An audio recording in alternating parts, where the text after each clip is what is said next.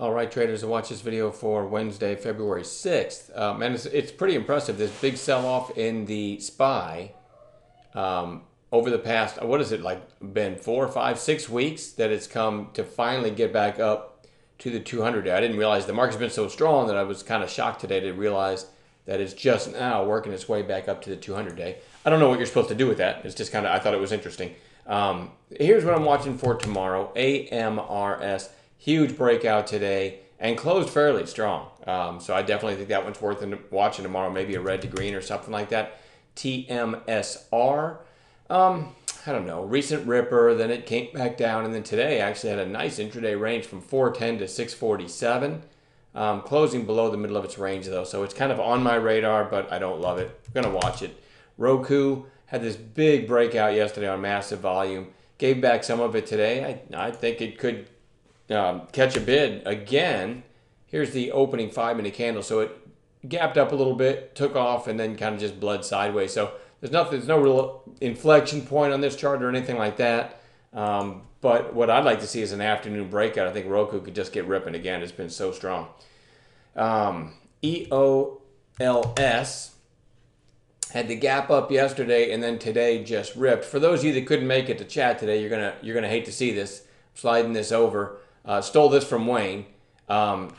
We did a chat room search to see. So Kona put it on the radar of the room, like right at the opening bell. 11:02, Andy came up with the idea, and it had this really nice tight flag. And it looks better on 5-minute candles. I'll show you on my chart in a minute. These are 2-minute candles from Wayne's charts. But Andy mentioned it, then Wayne mentioned it, then I'm on the mic during the Q&A. I looked at it, and I put everybody's kind of attention to it too, how clean that looked over 22. Big seller there. And let's get this out of the way now. A big seller there, and you had yesterday's high. You know I love a stacked catalyst. You know I love a high, another catalyst just above. So you look at that 22 break. What happened yesterday? 22.35. Only 35 cents away. A lot of shorts probably stuck in this name thinking the gap is going to fill. And let me show you on 5-minute candles real quick how clean this was. Just a great heads up. Hang on a second. That's right. I also wanted to give a hats off to Alan H. So it was mentioned a few times, and I just, again, love the teamwork. It's my favorite part of the room. So look at this tight, and I'll zoom in a little bit here. Look at this tight, and it just kept bumping its head. This tight little flag at the high of day, bumping its head on that whole number. Big seller on the tape, yesterday's high above, and boom. Everyone in the room heard about that over the mic before it broke, but that's all thanks to people in the room putting it on our radar, and then we pass it along over the mic. And Wayne killed this trade, by the way. He just nailed it. Matter of fact, if you weren't there, Andy actually gave another heads up right here, like, hey, this is bumping its head on 24, and you got another clean seller there. And look, I mean, even if you just took the 24 break, it still went up $2.37 from there. Wayne added from his 22 entry. I mean, he just crushed this trade. Love the teamwork in there, though, and that's just a great call. So, and great heads up by several people in the room. I'm going to watch it again tomorrow, but it sure feels extended, right? But that's a very powerful move. So maybe we get a red to green or something like that in EOLS too. Hesitant to put this one on watch. WORX. Somebody said this is the former AMMA. I assume that's true. Big volume for this stock today, though. It looks like I don't know if there was a recent reverse split or what. But really big volume.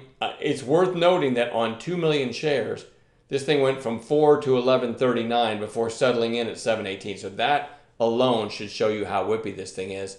Looking at it on 5-minute candles. I mean, when you see gaps, I guess some of these maybe were halts. I don't know. But I'm not that anxious to trade this one tomorrow because it's a stupid thin stock. But I didn't have that much to watch tomorrow, so I put it on there. SXTC, former Ripper, had a huge move here from 368 to the next day 847, right? And now it's come back down, but it's holding the 8-day. Seems to have found 2-day support here. So it may be ready to take off again tomorrow. Bear with me. Let me try to... AVCO is next. Again, I'm watching this one again. Remember what I said in the video last night. What I want to see is an afternoon. Let me switch to 15s to kind of clean up. I want to see an afternoon break out of an early range. It didn't do that today. This was the opening candle. It broke its opening 30-minute high early. It might sound silly, but that's the only way I'm going to trade this is if I get an afternoon break to the highs out of a tight range. Those can be powerful on what I would call a recent high flyer. And it's been enough days now that it hasn't really done much that it's starting to, I'm starting to lose my enthusiasm for it because I really like to focus on stuff that's had great relative volume and great moves like within the last 5 trading sessions or so. But because I've had this on watch for like 3 days, 4 days in a row, waiting for what I just said, I'm going to just keep watching it until it either completely rolls over or gives me what I'm looking for. But I'm certainly not in love with this one. Overstock OSTK after this big 2-day move. It's really kind of forming a nice flag here. So I want to watch that one.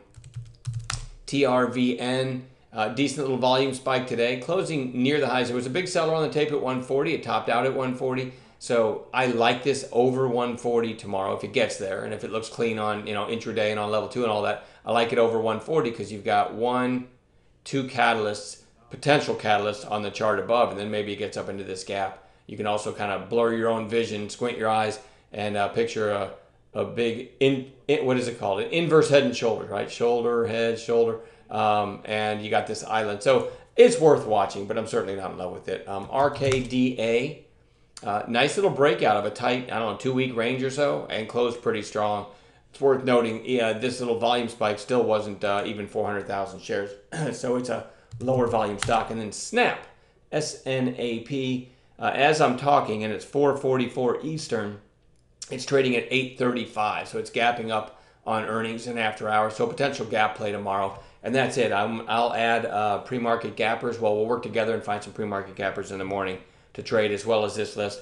And with the teamwork that's been going on in there, we should have plenty to trade. All right, I'm done babbling. We'll see y'all tomorrow.